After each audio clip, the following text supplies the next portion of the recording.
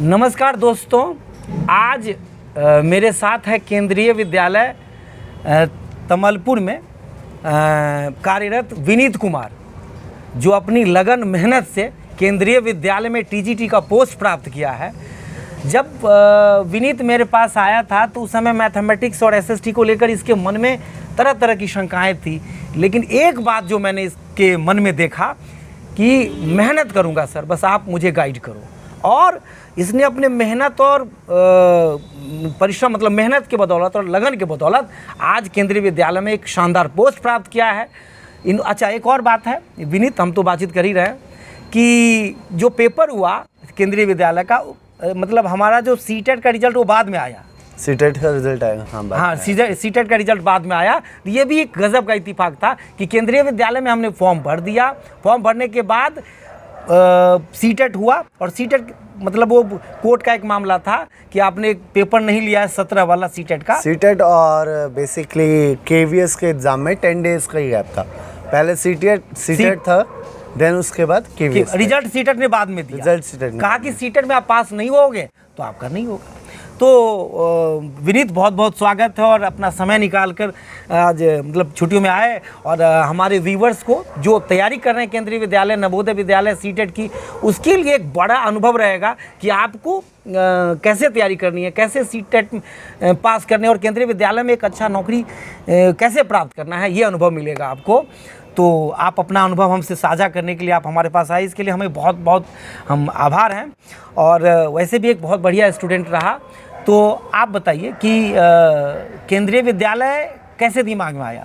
नमस्कार सर। हाँ, पहले मैं आपके अपना हार्दिक आभार प्रकट करना चाहूँगा कि आपने मेरा साथ दिया, और आज जहाँ मैं सफलताओं की ऊंचाइयों पे हूँ उसमें 8 सीढ़ी मैं आपके नाम की भी जोड़ना चाहूँगा, क्योंकि मैंने बेसिकली यहाँ से मैथ का स्टार्टअप किया। मैथ मेरे लिए थोड़ा डर था, बिकॉज 2007 में मैंने 10th क्लियर करा, तो 2007 के बाद आर्ट्स स्ट्रीम में प्रमोट हो गया मैं। तो आर्ट्स स्ट्रीम में प्रमोट होने के बाद मैथ्स पढ़ने का अवसर प्राप्त नहीं हुआ। तो जब पता चला कि केवीएस के पेपर में मैथ्स भी थोड़ा बहुत पूछा जाता है, रीजनिंग पूछा जाता है, तो थोड़ा एक डर था कि उसे कैसे सॉल्व आउट किया जाए। देन मैंने आपको ज्वाइन किया, और मैथ मेरा बहुत अच्छा हो गया। लास्ट तक पहुँचते पहुँचते मैथ रीजनिंग में मेरी बहुत हेल्प करी। 40 मार्क्स की रीजनिंग आई थी, उसमें मेरे 38 मार्क्स थे। क्या बात है, जो मैंने बाद में कैलकुलेटेड करे। 2 क्वेश्चंस मिस्टेक हुए थे, हाँ। बाकी 38 मेरे रीजनिंग में सही थे क्वेश्चन। अच्छा, तो बहुत हेल्पफुल था। एक बात देखा कि रीजनिंग प्रैक्टिस की चीज़ है। हाँ sir, reasoning by birth. Mathematics थोड़ा बैकग्राउंड मैटर करता है कि आप 9th-10th में कैसे मैथ पढ़े, 11th-12th में आपका मैथ था या ना था। रीजनिंग कोई नया बंदा भी तैयारी स्टार्ट करता है, और 10 दिन कंटिन्यू उसको गाइड मिल गया, उसने अच्छे से उसका कंसेप्ट समझ लिया और 10 सेट बना लिया किसी पेपर का, तो रीजनिंग में बहुत कंफर्टेबल महसूस करता है। मैं इसके लिए भी एक बात साझा करना चाहूँगा। जैसे मैंने स्टार्टअप किया रीजनिंग का, हाँ। तो मुझे आपने भी यही एडवाइस दी थी कि आप डेली प्रैक्टिस सेट करें। हाँ। तो डेली मेरा टारगेट था 5 प्रैक्टिस सेट करने का।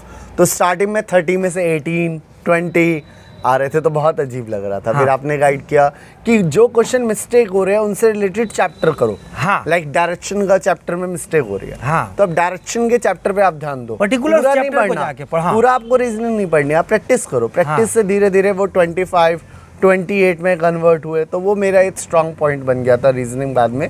जो पहले वीक पॉइंट था मैथ रीजनिंग, वो बाद और उसमें 40 में से 38, मतलब कमाल है बहुत। ये मुझे अभी मतलब पता चला कि रीजनिंग में तुमने इतना स्कोर कर लिया, तो बहुत बड़ी बात है ये, अपने मेहनत। अच्छा, एक और बात देखता था मैं कि मैंने कहा कि एनसीईआरटी पे फोकस्ड रहो। बाकी के जो हेल्प बुक है वो मददगार है, लेकिन सारे हेल्प बुक टीचर्स या स्टूडेंट्स या सारे जो बनाते हैं वो एनसीईआरटी को पढ़ के एनसीईआरटी बेस है बेसिकली। हाँ। तो एनसीईआरटी को हम निगलेक्ट नहीं कर सकते, आई थिंक सो, बिकॉज बाद में भी हमें फ्यूचर कन्वर्ट उसी में करना है, और प्रेजेंटली हमें अगर एनसीईआरटी को फॉलो करते हैं तो एक डेप्थ नॉलेज मिलती है हमें उस कंसेप्ट को। चाहे वो सीटेट के पेपर क्वालिफाई करना हो, आपको टीजीटी में अपने सब्जेक्ट एसएसटी साइंस या जो भी हो, एनसीईआरटी 6ठी से 8वीं तक टीजीटी पोस्ट के लिए आप अपने सब्जेक्ट का मतलब पढ़ो यदि मौका है। अभी जैसे सीटेट का पेपर अभी लंबा कभी मिलता है, हर साल आता है। जब सीटेट का पेपर बहुत लेंथ हमारे टाइम पीरियड पे 2015 के बाद 17 में 18 में हुआ, 16 में हुआ था, 17 का पेपर नहीं हुआ था। मिस प्ले हुआ। हाँ। तो उसकी वजह से भी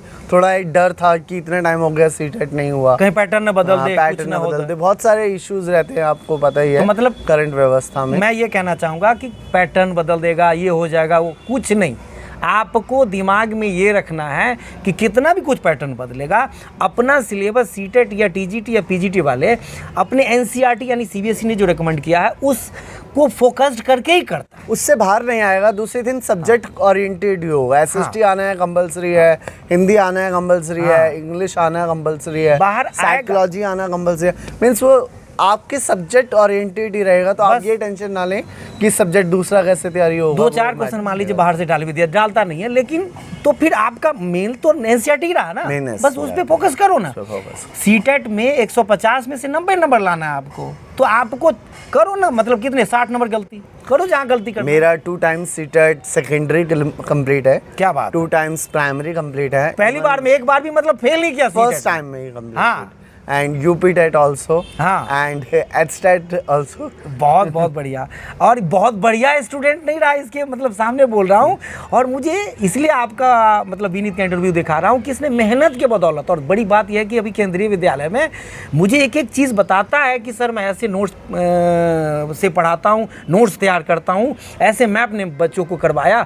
तो मैंने एक चीज़ और अनुभव किया है कि अपने जो साधारण स्टूडेंट होता है और वो अपने मेहनत करता है या कोई चीज़ प्राप्त करता हो तो शानदार टीचर बनता है। हाँ, आप एक्सपीरियंस से अपनी जो प्रॉब्लम्स हुई स्टार्टिंग में उसको ध्यान में रखते हुए बच्चों को गाइडेंस दे सकते हो। हाँ। तो वो चीज़ें आप फायदे। और बड़ी बात पता है क्या, कि जो बढ़िया स्टूडेंट है, मान लीजिए जो 80-90% पहले से लाने वाले हैं, तो उसको लगता है कि जैसे कोई टॉपिक एक्सप्लेन किया अपने चैप्टर क्लास में और नहीं, एक बार समझाया ठीक है, दूसरा बच्चा पूछ दिया कि नहीं समझ में आया, फिर ठीक है, तीसरी बार में वो इरिटेट होने लगता है, क्योंकि उसको लगता है उसको तुरंत समझ में आया था अपने क्लास में, तो उसको लगता है कि क्यों नहीं समझ पा रहा है। लेकिन जो नॉर्मल रहता है अपने क्लास में, वो टीचर बनता है तो उसकी दर्द को समझता है कि नहीं प्रॉब्लम समझता है बच्चे की, क्या बच्चों को डाउट हो सकते हैं उस सेक्टर में। पर्टिकुलरली अगर हम सिनेरियो देखें आज प्रेजेंट का, तो एजुकेशन में कुछ प्रॉब्लम्स भी हैं। हाँ। कुछ फैमिली इश्यूज हैं बच्चों के सामने जिसको उन्हें पार करना है। कई बार हम एजुकेशन स्टार्टअप करते हैं, मेरे साथ भी ऐसा हुआ कई बार कि पढ़ाई पैसों की वजह से मैटर करी। हाँ। पैसों की वजह से कई बार फीस डिले हुई सर को फीस देने में भी, वो भी, लेकिन सर ने कभी ऐसा हेल्पफुल, मैंने कभी मांगा नहीं किसी कभी से, सर ने फीस के लिए मुझे ऐसा नहीं कहा। इवन मैंने जब ज्वाइन किया तो बच्चों की जो फीस थी उससे हाफ फीस में ज्वाइन किया। हाँ। तो वो सब फैक्टर विनीत आया, कहा कि सर हम इतना दे पाएंगे, ये है। तो मैंने कहा तुम जो देना नहीं देना, जो भी तुम पढ़ाई करो। और मैंने इसी बात के साथ एक बात याद आई, सर ने बोला आप ऐसे ही आ जाओ, आप सिर्फ इस चीज का फीस दो। हाँ। दूसरा ऐसे ही पढ़ लो। मैंने कहा सर नहीं, ऐसे नहीं, क्योंकि कई बार क्या होता है हम फ्री, मतलब मैं फ्री वर्ड यहाँ पे यूज करूंगा। हाँ। बट फ्री में कोई चीज मिलती है ना, तो हमें उसका ज्यादा बेनिफिट लेने का या कदर करते नहीं है। हाँ। तो मैंने बोला नहीं सर, मैं पे करूंगा जितना मैं पे कर सकता हूँ, आई विल पे।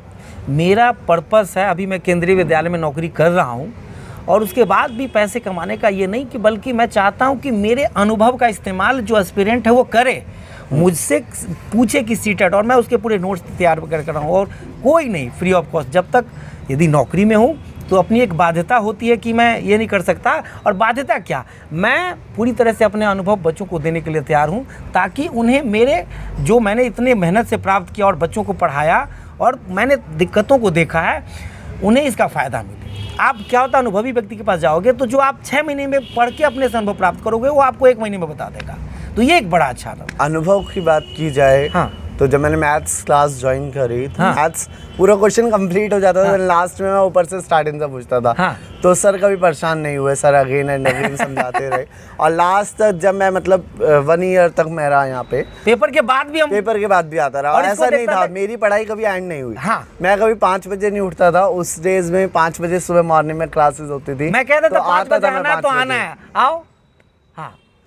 तो उसके बावजूद वो जो कंटिन्यूटी कंसिस्टेंसी थी, वो बाद में बहुत सारे रिजल्ट उसके बाद भी तुमने लिया। मेजर यही फैक्टर था कि हमने तैयारी करी, लगातार तैयारी करी। ये नहीं कि एक पेपर हो गया आप स्टॉप, नेक्स्ट पेपर आएगा तब तैयारी करेंगे, वो नहीं करना है। दूसरे आपको हाँ। कंटिन्यू रहना है, चाहे आप सीटेट दें, यूपी टेट दें, एसएससी दें, कोई भी एग्जाम दे, एग्जाम देते रहे। एग्जाम प्रेशर झेलने के लिए मिलता है, हम प्रेशर कैसे फेस करते हैं वो पता चलता है, और साथ साथ हमें कुछ क्वेश्चंस का एक्सपीरियंस मिलता है, जो मेरे साथ हुआ कई बार। और जो सब्जेक्ट, चाहे सीटेट आप तैयारी कर रहे हो या केंद्रीय विद्यालय या नवोदय या अपने स्टेट लेवल का, आप हो सके तो वो मतलब मैंने विनीत को कहा कि पढ़ाना शुरू कर दे, तो वो भी किया। मतलब अपने सब्जेक्ट को हो सके तो पढ़ाना शुरू कर दो, भले फ्री ऑफ कॉस्ट पढ़ाओ, आसपास के बच्चों को पकड़ के पढ़ाओ, पढ़ाने से कौन आपको ग्रुप स्टडी आप फॉलो कर सकते हो। ग्रुप स्टडी में एक टॉपिक जो आपका सब्जेक्ट बेस्ट है, लाइक मेरा पॉलिटिकल साइंस बेस्ट है, मैं पॉलिटिकल साइंस रेडी करके आऊँ एक टॉपिक, अपने फ्रेंड्स को समझा दिया। ये ऐसा हम करते थे जनरली यहाँ पे, उसका भी वही वजह है, ये सब सारे फैक्टर्स काम किया तुम्हारे सिलेक्शन को लेकर। और मुझे बड़ी खुशी हुई कि बहुत सारे बच्चे सिलेक्शन लिए, लेकिन तुम्हारे सिलेक्शन पर, और हम उदाहरण देते हैं कि विनीत ने देखो यूँ नहीं हुआ कि ऐसे अनायास हो गया सिलेक्शन, धोखे से हो गया, नहीं, मेहनत करके प्राप्त किया। अब जो हमारा इंटरव्यू का मेन मकसद है कि जो इंटरव्यू को लेकर है, रिटन एग्ज़ाम के बारे में तो 150 का पेपर होता है, सीटेट नंबर का होता है, इससे तो है ही। कब हुआ था इंटरव्यू? सर मेरा जो इंटरव्यू हुआ 2018 में, हाँ, फैब में इंटरव्यू हुआ था। 18 नहीं 19 में हमारी ज्वाइनिंग हुई ना। हाँ सॉरी, 19 के फरवरी हुआ, 19 फैब में इंटरव्यू हुआ मेरा। कहाँ पे? और उसके बाद ये हुआ मेरा जयपुर में इंटरव्यू, जयपुर के केंद्रीय विद्यालय में। जनरली वहीं पे एसएसटी वालों का इंटरव्यू होता है। अच्छा अच्छा, तो पैनल में कितने लोग थे? पैनल में 5 पर्सन्स थे। तो मतलब कैसे, मेल फीमेल का कुछ बता सको? सिनेरियो ये था 1 फीमेल हाँ, सेंटर में थी, और 4 मेल पर्सन्स थे, हाँ, वो भी थे। 5 अच्छा, पर्सन्स थे। तो इंटरव्यू कैसा, मतलब जब गए थे पूरा वेल ड्रेस्ड होके, कपड़े वगैरह एकदम बढ़िया से जाते हैं?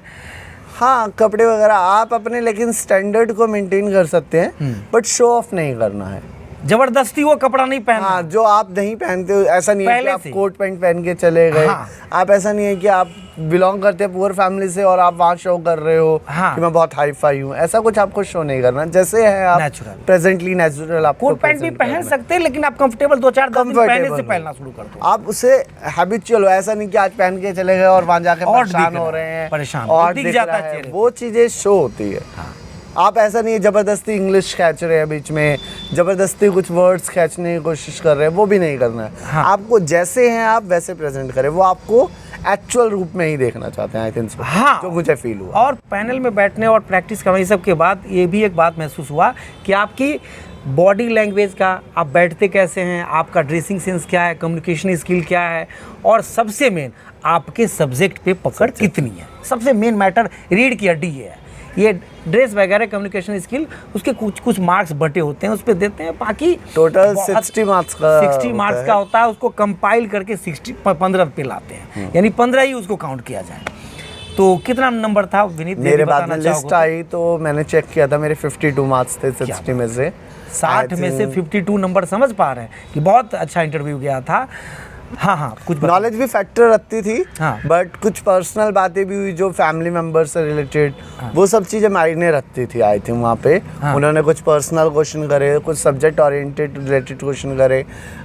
मुझे एक और फोबिया सा था वहाँ पे। हाँ, इंग्लिश फोबिया अलग थिंग है, बट हाँ, एक फोबिया ये था कि ज्योग्राफी से ज़्यादा बेस क्वेश्चन ना हो, क्योंकि अच्छा, जो मैंने तैयारी करी है वो 10th तक ज्योग्राफी पढ़ी है। अच्छा, तो उसके बाद मेरे पास ज्योग्राफी नहीं रहा। हाँ, तो 10th तक ज्योग्राफी, मेरा सब्जेक्ट कॉम्बिनेशन हिस्ट्री और पॉलिटिकल साइंस था। मतलब मुझे ये था कि स्टार्टिंग या तो हिस्ट्री से हो जाए या पॉलिटिकल से हो जाए, तो वो मामला रफा दफा हो जाएगा वहीं। हाँ, कि मैं कर दूंगा, ऐसा उम्मीद में थे। और हाँ, और हुआ भी वही। फर्स्ट क्वेश्चन हिस्ट्री से रिलेटेड हुआ। हाँ, फर्स्ट क्वेश्चन था लाइक जलियांवाला बाग हत्याकांड के बारे में थोड़ा सा उन्होंने डिटेल पूछा, वो मैंने बता दिया इजीली। देखो, जलियांवाला बाग हत्याकांड पूछ रहा है, मतलब इंटरव्यूअर को पता है कि आपको जाके डीपली कोई ऐसा प्रश्न रेयर करते हैं। कोई ये ऐसा क्वेश्चन नहीं आया कि बहुत ज्यादा डेप्थ में पूछा उन्होंने, आप पर नॉर्मल पूछे क्वेश्चंस। हाँ, बट आपकी नॉलेज चेक करेंगे, आपका कॉन्फिडेंस चेक करेंगे, आपका लैंग्वेज स्किल्स चेक करेंगे, आपको हर चीज़ से कोरिलेट करेंगे। उन्हें पता है कि बच्चा क्या आंसर दे रहा है, क्या बता रहा है, वो सब वो जज करेंगे। एक और थिंग, पॉलिटिकल साइंस से रिलेटेड क्वेश्चन पूछे, कुछ कंप्यूटर रिलेटेड भी क्वेश्चन पूछे। तो जितना मुझे आइडिया था मैंने दिया, बट आपको ऐसा नहीं है कि हर आंसर्स देना कंपलसरी है।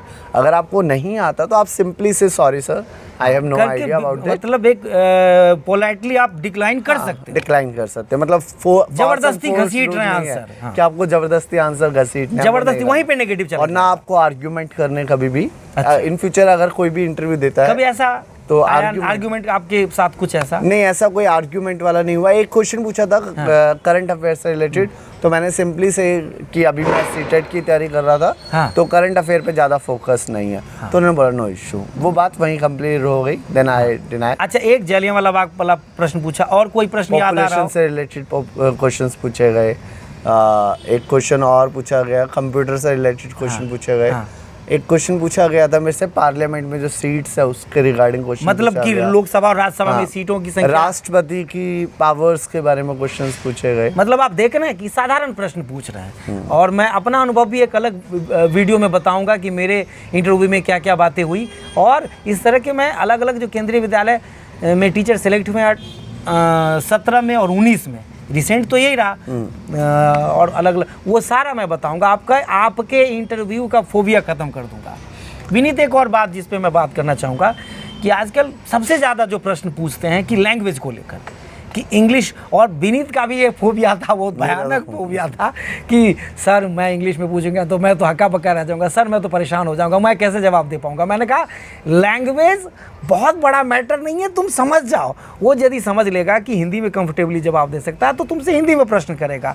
तो कैसा रहा, तुम खुद बताओ। एक्चुअली हुआ ऐसा, मेरा इंटरव्यू जयपुर में था, हाँ, तो वहाँ मैं सुबह 10 बजे पहुँच गया, बट जो इंटरव्यू हुआ वो शाम को 5 बजे हुआ, तो वो एक टाइम काटना सबसे बड़ी प्रॉब्लम मतलब थी। जैसे लगता है ना कि आपको फांसी सुना दिया गया हो, तो फांसी जितनी जल्दी हो जाए वो अच्छा है। हाँ, काम लेकिन निपटे। आप पता चला कि जी कल है, तो वो एक एक क्षण काटना आपके लिए मुश्किल हो जाएगा। मुश्किल मैं उदाहरण होता दिया ऐसे, तो मतलब ऐसा ही था। तो मतलब लास्ट में इंटरव्यू, लास्ट में आई थिंक मैं उस पैनल में, हमारे स्कूल में टोटल 9 पैनल्स थे, हाँ, 8 स्कूल में एक पैनल नहीं होता।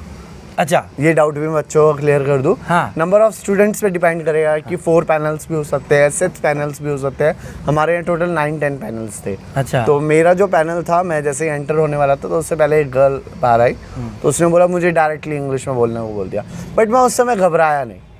एक अंदर से पावर आ गई कि नहीं घबराना क्या है, कोई बात नहीं, मैंने फेस करना है जो भी है। मैं गया directly, good afternoon, good evening जो विश किया, उसके बाद बैठने को बोला, हाँ, बैठाया। उसके बाद एक साइन होते हैं डॉक्यूमेंट, हाँ, वो डॉक्यूमेंट साइन हुए। मैं थोड़ा यहाँ पे डेप्थ में इसलिए बता रहा हूँ कि आपको आइडिया हो जाए। बस हाँ, ये एकदम डेप्थ में बताने की जरूरत तो है। उसके बाद उन्होंने मेरे से बैठा आराम से, पानी वानी पूछा। मतलब ऐसा नहीं है कि वो आपको मारने को तैयार बैठे, मतलब चाकू आपको लेके नहीं बैठे वो कुछ। जो हम फांसी वाली बात यूज किए, वो यहाँ आके देखा कि बहुत कंफर्टेबल महसूस करा रहा पैनल। सब कह रहे कि आराम से बैठो, पानी पियो और आराम से हम बात करेंगे। हाँ, कोई आराम दिक्कत से बात हुई, बिल्कुल जैसे अभी हम बात कर रहे हैं ऐसे ही नॉर्मली कन्वर्सेशन था। मुझे ऐसा नहीं लगा कि वहाँ मैं डर के 4-5 बंदों के बीच में बिठा लिया, मुझे मारेंगे अभी, ऐसा कुछ नहीं था। या पूछेंगे बताओ भाई ये कब हुआ, वो कहाँ हुआ, ये इतना कोई कुछ जनरल नॉलेज चेक करना कि हाँ एक्चुअली अगर आप एसएसटी बढ़ाने जा रहे हो और आपको यही नहीं पता कि इकोनॉमिक्स एसएसटी का पार्ट है, सोशल साइंस का पार्ट है, तो ये तो रॉन्ग है। हाँ, या आपसे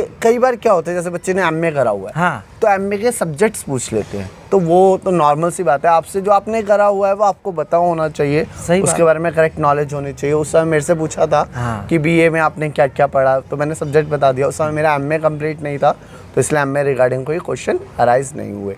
फिर उन्होंने जो 2-4 मैंने आपको जनरली क्वेश्चन बताए वो पूछे। 3 साल हो गए हैं तो मुझे एग्जैक्ट क्वेश्चन और ज़्यादा डेप्थ में याद नहीं है। हाँ ना, मेरा इंटरव्यू 15 to 17 मिनट्स तक आई दिन चला। उस बीच में मुझे जब मैं बाहर आया तो मैं फुल कॉन्फिडेंस था कि इंटरव्यू में मेरे तरफ से कोई भी आई थिंक लैकनेस नहीं थी। मैंने अपना 100% दिया। तो मतलब 52 मार्क्स आए। और एक और बात है कि इंटरव्यू जितना थोड़ा सा लंबा जाता है तो वो और पॉजिटिव जाए। जैसे आप इंटरव्यूअर को अपने जोन में लाने की कोशिश करो, जैसे आप कुछ एक्स्ट्रा बात करोगे उसी से रिलेटेड प्रश्न उठाएगा। एक चीज और इसी के साथ मुझे याद आई, हाँ, कि उन्होंने मेरे से एक पूछा था, करत करत अभ्यास के जड़मती हो सुजानी वाला पूछा था। हाँ, तो मैंने अपना एग्जांपल दिया वहाँ पे कि सर क्या पूछा इसी रिलेटेड, कि इसका अर्थ बताइए, अच्छा, इसे समझाइए। हाँ, तो मैंने बोला आई थिंक वो हिंदी के सर होंगे, हाँ, जिन्होंने मेरे से पूछा। तो मैंने बोला सर करत करत मीन्स आप करेंगे काम को, प्रैक्टिस से मैन परफेक्ट हो सकता है। तो जैसे मैंने अपना एग्जांपल दिया सर, जैसे मैंने 2009 में मैथ्स छोड़ दिया था, उसके बाद मैंने पढ़ा नहीं मैथ्स। तो अभी करंटली मुझे मैथ पढ़ना पड़ा 1 ईयर बिफोर। हाँ। तो मैंने प्रैक्टिस करी और उस प्रैक्टिस से मुझे बेनिफिट हुआ। तो ये सेम एग्जाम्पल है, सेट होता है कि आप कोई भी काम निरंतर करते रहेंगे, प्रैक्टिस करते रहेंगे, तो आप उसमें एक्यूरेसी ले आएंगे, एक्यूरेसी कायम कर लेंगे। बट आपको प्रैक्टिस करनी है, ऐसा नहीं कि फ्यूचर के भरोसे छोड़ देंगे। हाँ। कि एग्जाम आएगा तब हम तैयारी स्टार्टअप करेंगे, वो काम आपको नहीं अच्छा, करना एक है, बात निरंतर है, प्रैक्टिस करना। एक प्रश्न पूछा जाता है कि आपने कोई टॉपिक पढ़ा है, तो टॉपिक सबसे बड़ा जो मैं बार बार हम लोग कह रहे हैं कि इंटरव्यू में आपको कंफर्टेबल करवाया जाता है कि ये उसका भी पर्पस होता है, चाहे यूपीएससी का इंटरव्यू हो, केवीएस का हो या कोई भी इंटरव्यू हो, उनका पर्पस होता है कि बंदा जब नेचुरल नहीं रहेगा तो अपना नेचुरल जो ये है वो परफॉर्म कैसे कर पाएगा। आप डर जाएंगे, आप पसीने पसीने हो जाएंगे, आप तो क्या होगा कि जो आपको आता है वो भी गलत बोलेंगे, तो वो उसको भी पता है कि ये जो है वो ये हमें पता करना है, कि एग्जैक्ट ये है क्या बंदा, ये पढ़ाने लायक है या कैसा कैसा। और उसके हाथ में बहुत कुछ होता भी नहीं। सबसे पहली बात तो ये भी जान लो, 60 नंबर का इंटरव्यू होता है, उसको कंपाइल करके 15 नंबर पे लाया जाता है। यानी समझ पा रहे हैं ना, यानी कि 15 नंबर पे लाया जाता है। जितना हुआ यानी कि 150 का पेपर हुआ, उसमें उसके बाद 15 नंबर आपका मैटर करेगा। 135 रिटर्न आपका शानदार गया है तो वैसे भी इंटरव्यू में बहुत ज़्यादा डरने की जरूरत नहीं है। और रिटर्न थोड़ा गड़बड़, रिटर्न में विनीत के कम नंबर थे और इंटरव्यू के मैं कह सकता हूँ इंटरव्यू के बदौलत इसने सिलेक्शन लिया। रिटर्न में मेरे कम नंबर थे, उसके पीछे कुछ फैमिली रीजंस रहे, कुछ पर्सनल लाइफ। बता दो यदि बताना चाहो कितने इंटरव्यू। मेरे इंटरव्यू में 83 मार्क्स थे। हाँ। और कट ऑफ जो गई थी वो 79 गई। देख लो, बाउंड्री पे था और 52 नंबर इसके इंटरव्यू में आए। मुझे लगता है सिलेक्शन में बहुत बड़ा रोल रहा। और एक और बात मैं इस साथ इंक्लूड करना चाहूँगा। हाँ। जो मेरा एडमिट कार्ड था वो भी मैंने एग्जाम के बाद फाड़ दिया था कि मुझे ऐसा लग रहा था कि सिलेक्शन आई थिंक सो होगा नहीं। तो एक यहीं की स्टूडेंट थी रीना। हाँ। उसका मुझे 8 बजे के आसपास आई थिंक कॉल आया कि रिजल्ट डिक्लेयर हो गया। तो मैंने बोला मैं क्या करूँ, रिजल्ट मेरा तो होना नहीं है। हाँ। मुझे ऐसा डैम श्योर था कि मुश्किल है, रिटर्न मुश्किल है। हाँ। तो उसने बोला नहीं यार, 4-5 विनीत के नाम है, मैं तुझे स्क्रीनशॉट भेजती हूँ। और मुझे इंटरव्यू में मतलब अपना रोल नंबर भी याद नहीं था उस समय। मैं चल भेज, उसने मुझे भेजा तो विनीत कुमार वाले 3 नाम थे। अच्छा। अब उसमें फादर नेम भी मेंशन नहीं। उसके बाद मैंने एडमिट कार्ड ढूंढा। हाँ। क्योंकि एडमिट कार्ड मेरे पास हार्ड कॉपी में तो था नहीं। हाँ। तो मैंने नेट पे सर्च किया, किसी तरीके से एडमिट कार्ड निकाला। तो वहाँ मुझे लगा कि मैं हो गया सिलेक्शन में। ये देखो, इनसे सीखना है कि आप कंसिस्टेंट रहो। बट ऐसा नहीं है मैंने एडमिट कार्ड फाड़ा लेकिन पढ़ना नहीं तो छोड़ा। थी। उम्मीद तो थी। अच्छा, ये था कि पढ़ना ये भी नहीं छोड़ा। हाँ, मतलब इसमें यदि सिलेक्शन नहीं होता है और ऐसे भी पेपर देने के बाद आदमी को भूल जाना चाहिए। मेरे को एग्जैक्ट डेट याद नहीं है, बट सीटेट और इसमें 10 डेज का गैप था केवीएस के एग्जाम में। हाँ। और उसके बाद मेरा एचटेट होना था, वो 6 जनवरी को एचटेट था।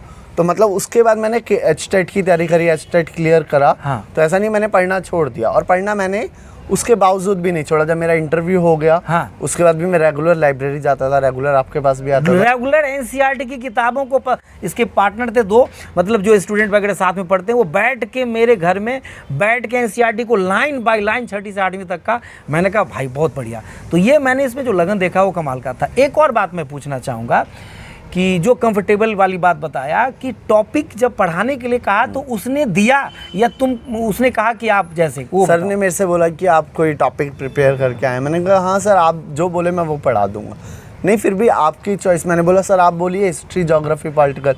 क्योंकि ऐसा नहीं था, मैं ज्योग्राफी बोलना नहीं चाहता था, बट उन्हें आपको शो नहीं करना कि अपनी कमजोरी उसको एहसास नहीं कराना। मैंने बोला हिस्ट्री, ज्योग्राफी, पॉलिटिकल में से जो आप बोले। उन्होंने बोला हिस्ट्री का कोई टॉपिक। मैंने बोला बौद्ध धर्म। हाँ। तो बौद्ध रिलीजन। हाँ। तो फिर मैंने वो एक्सप्लेन किया। फिर एक मैप से रिलेटेड क्वेश्चन पूछा। मैंने उन्हें बताया कि उनका जन्म लुम्बिनी में हुआ। हाँ। तो उन्होंने पूछा मैप में आप क्या बता सकते हैं एग्जैक्ट प्लेस।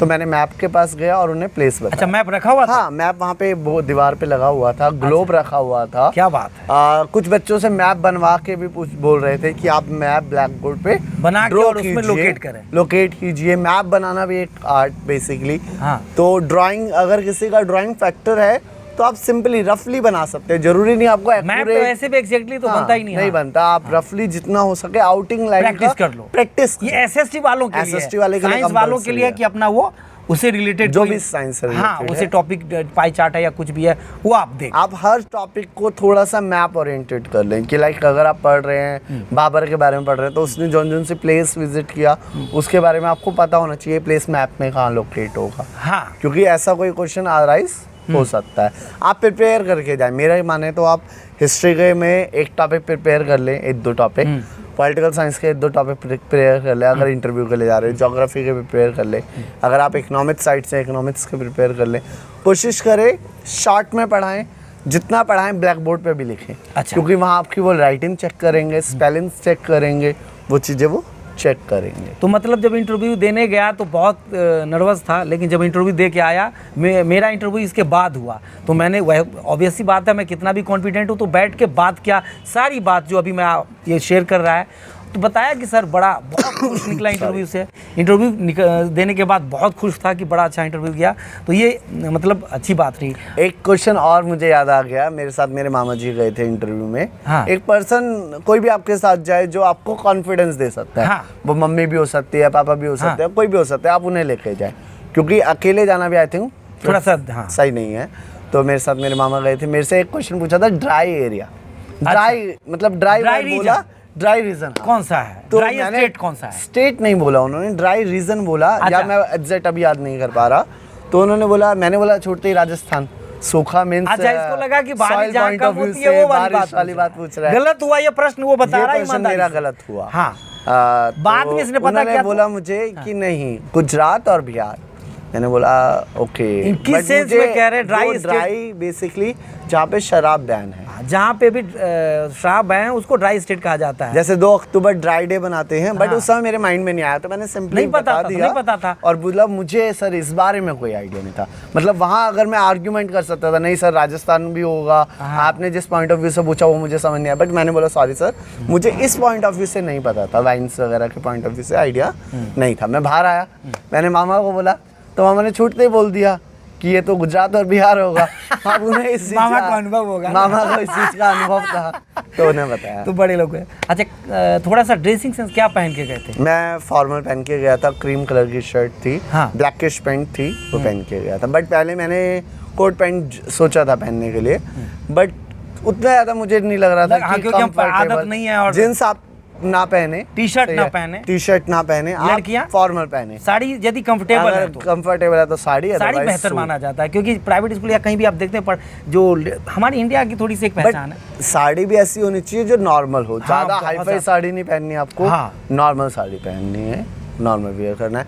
जींस प्रेफर ना करें, चाहे वो बॉयज़ हो चाहे वो गर्ल्स। अच्छा, एक और बात, इंटरव्यू के दौरान जब इंटरव्यू होना था रिजल्ट आने के बाद, तो हम मॉक इंटरव्यू किया करते थे। वहाँ प्रैक्टिस करते थे। तो मॉक practice इंटरव्यू में हम sessions बड़े वगैरह। अच्छे टीचर और उसको लाए और ऑफिस में बैठा के एज इट इज़ जैसे वहाँ पे इंटरव्यू हुआ, उसका कितना फ़ायदा मिला? उसका मुझे 70 to 80% बेनिफिट मिला। बेसिकली एंटर कैसे होना है रूम में, हमने वो भी प्रैक्टिस फाइल कैसे रखनी है, फाइल कैसे रखनी है वो भी प्रैक्टिस करी, बैठना कैसे है वो प्रैक्टिस करी, आवाज़ का आपको अपना- लाउडनेस। हाँ लाउडनेस, और इवन आपको हैंड गेस्चर्स भी देने हैं। हाँ। कि आप कुछ बोल रहे हैं तो हाथ मूव होने हाँ, चाहिए, कैसे ऐसे नहीं कि कि हाथ आप बस बैठ के समेट के हुए हैं, बैठ गए। साइड से बैठे हुए हैं, वो काम नहीं करना। आपकी मूवमेंट, आपका स्ट्रक्चर, आपका बिहेवियर, आपकी लैंग्वेज, सब कुछ जब जज बोर्ड हो पे गया लिखना हो तो पूरा बोर्ड ढक न लें। बोर्ड पे लिखने से पहले आप 2-3 चीज़ें ध्यान दें। डेट मेंशन करें, हाँ, हो सकता है तो डे मेंशन करें। नंबर ऑफ स्टूडेंट तो मेंशन करने की जरूरत नहीं है, ये सारी but practice mock topics interview में मेंशन हुआ। करें, हाँ। टॉपिक मेंशन करें, टॉपिक पहले ब्रीफ कर लें थोड़ा सा, और उन्हें एज अ स्टूडेंट वो समझाएं टॉपिक। वो बोलते हैं कि आप हमें एज्यूम कर सकते हैं एज अ स्टूडेंट, और उसके बाद समझें। मतलब उनको एकदम ये नहीं है। अच्छा, जब इंटर करने से पहले का मोमेंट बताइए कि जब आपकी बारी आई कि भाई अब आपका टाइम है, हाँ, आप रेडी पहले हो जाए, डॉक्यूमेंट चौकीदार। चेक हुए। हाँ। तो डॉक्यूमेंट चेक होते समय नॉर्मली था। मुझे थोड़ा सा डाउट था मेरे फादर के नेम में जो सीटेट वाला था, हाँ। उसमें गैप कर दिया। मैंने 2 बार आपको Space बताया था। कि मैंने सीटेट किया है। मेरे जो फादर का नेम था उसमें स्पेस था, हाँ। तो उससे नाम थोड़ा सा चेंज हो गया। बलदेव है मेरे फादर का नेम, हाँ। तो बल और देव के बीच में गैप कर दिया। अच्छा, तो उसका मैंने प्रिपेयर कर और रखे थे 10th डॉक्यूमेंट। और कहीं जगह स्पेस नहीं था। बाकी कहीं स्पेस नहीं था, सिर्फ इसके उसी लिए में कोई space objection? था। कोई ऑब्जेक्शन नहीं उठा। उसने क्या बाद में कहा? कोई चेक ही नहीं हुआ ऐसा। अच्छा, वहाँ पे ध्यान गया नहीं ही नहीं ध्यान उसका। वो ध्यान यदि नहीं होता भी तो एफिडेविट दिया। लेता उसका है, एफिडेविट मेरे पास यदि था। होता भी है तो एफिडेविट लेता है कि भाई आप ये लिख के दो कि दोनों एक ही हैं, दोनों एक ही बाकी हैं। कोई इशू नहीं है, आपका कोई इस तरह का प्रॉब्लम है तो। मतलब वहाँ पे जब कहा कि अब आपकी बारी, चौकीदार ने जो गेट पे खड़ा होता है वो मेंटेन करता है फाइल लेके कि अब आपको जाना, वो आप तैयार साथ लेके जाएगा आपको, एक पर्सन आएगा। हाँ। वो आपकी फाइल लेके जाएगा। आपको एक रिज्यूम टाइप का भरना होता है, और वो रिज्यूम आपको जो भरते हो उसमें कई चीज़ें चेक होंगी, स्पेलिंग्स, झूठ ना लिखें उसमें। हाँ। जो आपकी हॉबीज़ हैं उस पर क्वेश्चन उठ सकते हैं, तो जो भी हॉबीज़ हैं वो सच लिखें। अनदर थिंग, कई बार बच्चे क्या करते हैं टाइम बचाने के लिए एक कॉपी लिखते हैं, बाकी फ़ोटो कॉपी करा लेते हैं। वो काम नहीं करेंगे, आप अपना आलस प्रेजेंट नहीं करेंगे कि हम इतने आलसी हैं। 5-4 कॉपीज़ भरनी है तो आप भर सकते हो इजीली, भरें। और उसके बाद वो लेके जाएगा, डॉक्यूमेंट टेस्ट होंगे, उसके बाद दूसरे रूम में इंटरव्यू होगा। अच्छा, नहीं जहाँ पे डॉक्यूमेंट टेस्ट हुए वहाँ इंटरव्यू नहीं होगा, दूसरे पैनल में वहाँ पे जाके। मोमेंट की बात मैं थोड़ा सा कर रहा था कि जब कहा कि अब विनीत कौन, विनीत, तो कहा कि आप तो अंदर में कोई एस्पिरेंट इंटरव्यू दे रहा है, अब आप रेडी रहे, आपकी बारी। हाँ, नेक्स्ट मेरी उस बारी। समय तो उस समय इंटर किया तो कैसा क्या, थोड़ा सा बताओ। उस समय उन्होंने मेरे से पानी पूछा तो मैंने डिनाई कर दिया, मुझे पानी की जरूरत नहीं थी, तो मैंने डायरेक्टली डिनाई कर दिया। जो गेट पे भी खड़ा होगा वो भी आपको कॉन्फिडेंस दे रहा होगा। हाँ, पानी पूछना वो एक कॉन्फिडेंस था कि आपको पानी की नीड है। जब तो उन्होंने भी मुझे बोला रिलैक्स, कुछ नहीं है। इंटरव्यू दे के आ रहे थे, उनसे पूछ रहे थे जब टाइम था कि क्या पूछा ये सब बात हुई? नहीं, ऐसा मैंने किसी से नहीं पूछा, और ऐसा आई थिंक सो करना भी नहीं चाहिए। क्योंकि आपको मान लो कोई क्वेश्चन नहीं आता, उसने तो आके डर बता होगा। दिया, तो आप उस चीज़ को लेकर डर जाओगे। मैंने आपको बताया आई थिंक कि उसने गर्ल ने आके मुझे बोला कि इंग्लिश बोल दिया मुझे, तो मैं उस चीज़ का सच में ध्यान ही नहीं गया मेरा, और जाना भी नहीं चाहिए। क्योंकि जो आपको आता है आप 1 मिनट में चेंज कर नहीं सकते। तो अपना कॉन्फिडेंस के साथ जाइए, अपना इंटरव्यू दीजिए, ये मेन है। इंटरव्यू बहुत बढ़िया, मतलब बहुत बढ़िया से बताया। अब एक लास्ट प्रश्न कहना चाहूँगा, केंद्रीय विद्यालय में अभी पढ़ाते हुए कैसा महसूस हो रहा है? अभी बहुत अच्छा महसूस हो रहा है। हाँ। आप हर फैक्टर से बात कर सकते हैं। अगर आप विजिट करते हैं केंद्रीय विद्यालय में तो देखते हैं बच्चे कितने डिसिप्लिन में हैं, टीचर्स का एनवायरनमेंट देखते हैं। और अभी प्रेजेंटली मैं केंद्रीय विद्यालय तामुलपुर गुवाहाटी में पोस्टेड हूँ। गुवाहाटी रीजन में। यहाँ से 2000 किलोमीटर 2200 दिल्ली में है विनीत। अच्छा, विनीत के बारे में एक और बात बताना चाहूँगा, इसने ज़बरदस्ती मेरा भी फॉर्म भरवा दिया। मैं अपने इंटरव्यू के बारे में एक अलग वीडियो बनाऊंगा, उसमें बताऊंगा, और इस तरह के मैं बताया कि अलग अलग टीचर्स का अनुभव आपको आप तक पहुंचाता रहूंगा, प्रैक्टिकल। एक बात मैं बताना चाहूँगा कि इसने कहा कि सर आप भी फॉर्म भरो ना। मैं पढ़ाता था, डूबा हुआ था पढ़ाने में, कंपटीशन लेवल का पढ़ाता था, मैथ्स SST ये सब। तो पता चला कि मैंने कहा नहीं भरना, मुझे नहीं करनी। कह रहे नहीं, आप अपनी भी तो थोड़ा चेक करो ना। इसने और गोविंद ने भरा दिया फॉर्म। तो चॉइस उसमें होता है भरते समय। चॉइस में कहा कि मतलब विनीत ने पता नहीं कहाँ यूट्यूब से कहाँ से देख लिया था, इसको एक गलतफहमी हो गई थी, ये है नहीं, आप मत करना। इसने कर दिया कि चॉइस में इसने नॉर्थ ईस्ट डाल दिया, कि उसने कहा कि आपके कम नंबर आएंगे और नॉर्थ ईस्ट डाले हो तो हो सकता है आपके सिलेक्शन के चांस बढ़ जाए, तो इसने डाल दिया। अब मैंने कहा कि मेरा तो बस हिंदी भाषी ये वाला था, उत्तर प्रदेश मध्य प्रदेश दिल्ली में होता है तो होता नहीं, तो मैं ज्वाइन भी नहीं करूँगा, इतना कहा मैंने। इसने डाला कि सर ठीक है आपके लिए ही डालता हूँ।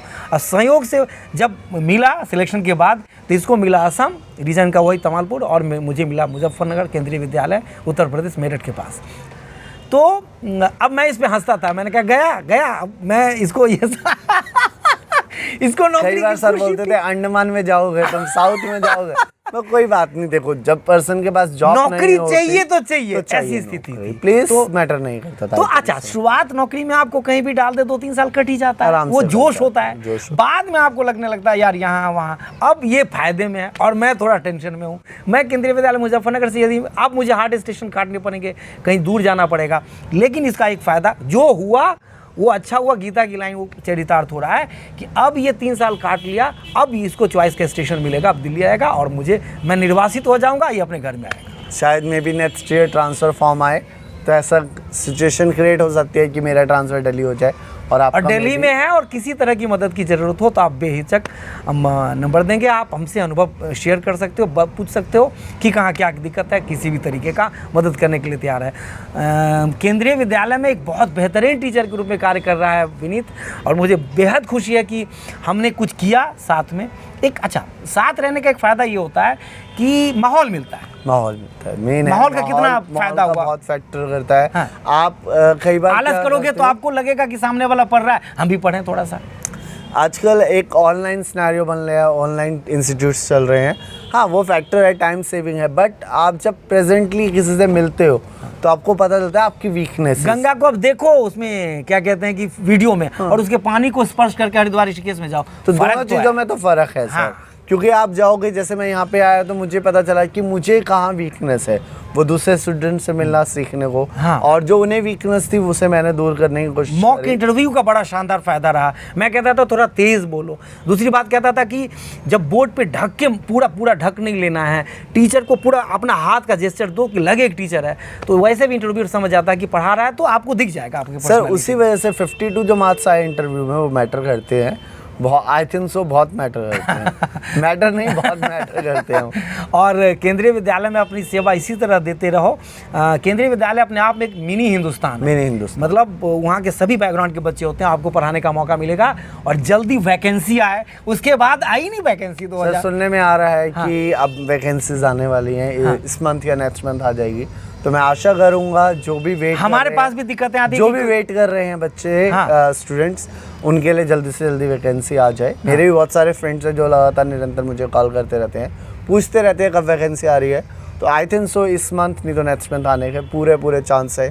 फिर भी वैकेंसी नहीं भी आती तो भी आप निरंतर अपनी तैयारी करें। नवोदय है, स्टेट लेवल है और आनी तो है ना। आप ऐसा नहीं है कि ये सीटेट क्यों दिया, क्लियर हो गया, दोबारा सीटेट देने का क्या बेनिफिट है? दोबारा देने का बेनिफिट है आपको इम्प्रूवमेंट होगी, एग्जाम का माहौल नंबर इम्प्रूव होंगे। अभी सीटेट के नंबर क्वालिफाई 90 लाने होते हैं, क्या पता है नेक्स्ट वैकेंसीज में आपके वो नंबर का भी कुछ परसेंटेज ऐड कर दे। हाँ ना, ऐसा तो उनका बेनिफिट हो सकता है। मतलब एग्जाम का माहौल मिलेगा। हाँ। को प्रिपेयर रहना है हर कंडीशंस के लिए। एग्जाम का माहौल मिलेगा, प्रैक्टिस करोगे तो बहुत बेनिफिट होता है। अब मैंने फर्स्ट टाइम अटेम्प्ट में दिया तो मेरे 104 थे, सेकंड टाइम दिया 107 थे, तो वो 3 मार्क्स इंप्रूव हुए ना, तो इम्प्रूवमेंट होगा। टाइम टेकिंग प्रोसेस है बट इम्प्रूव हो। आपको यदि कोई प्रश्न है आपके मन में जो रह गया, हमने कोशिश की सारे प्रश्नों का जवाब लें विनीत से, सारे अनुभव लें, हमें तो पता ही था, लेकिन फिर भी आप का इमेजिनेशन करके फिर भी यदि कोई प्रश्न रह रहा है तो आप कमेंट बॉक्स में लिखें। विनीत है जवाब लिखेगा, हम भी कोशिश करेंगे जवाब दें। बहुत बहुत धन्यवाद।